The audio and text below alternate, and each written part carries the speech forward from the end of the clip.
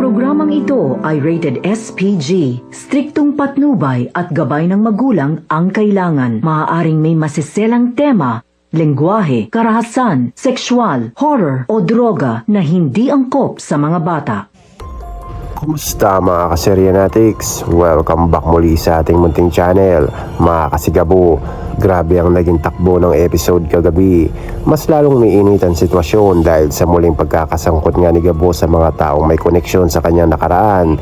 At sa pagkakataong ito, hindi lang basta gulo ang harapin niya. Kailangan niya maging maingat dahil anumang maling hakbang ay maaaring maglagay sa kanya at sa mga taong malapit sa kanya sa malaking kapahamakan.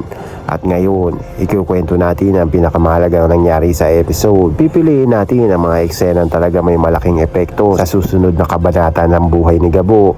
Unang mahalagang eksena, muling nakita natin si Gabo na nasa isang lugar kung saan unti-unting umiinit ang sitwasyon. Sa unang tingin, parang ordinaryong pag-uusap lamang ang nangyayari.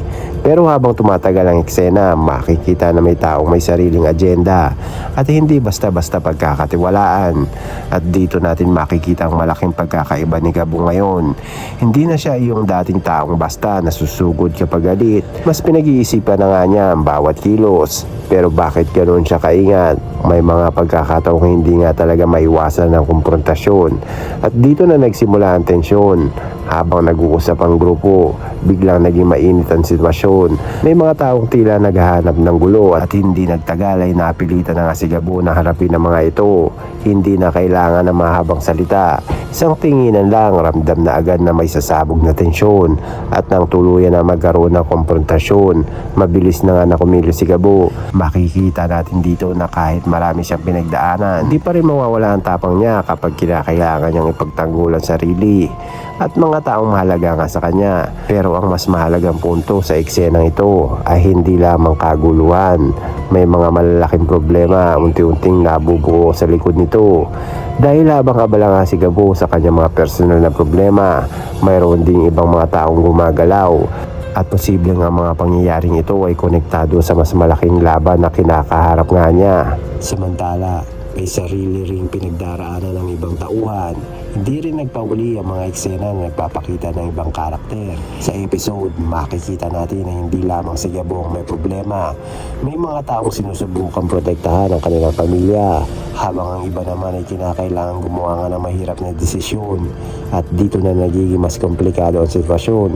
Dahil sa bawat desisyon na ginagawa ng isang karakter, may posibilidad na may ibang taong madadamay.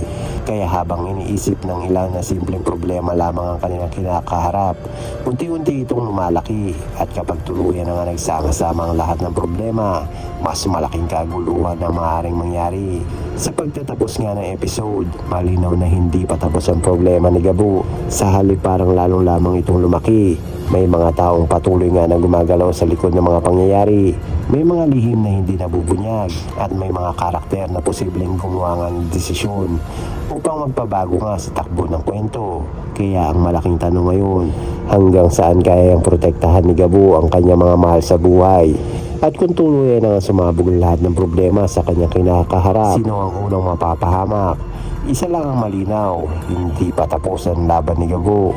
At sa mga susunod na episode ng si Gabo, mas malaki, mas delikado at mas personal na nga magiging laban niya.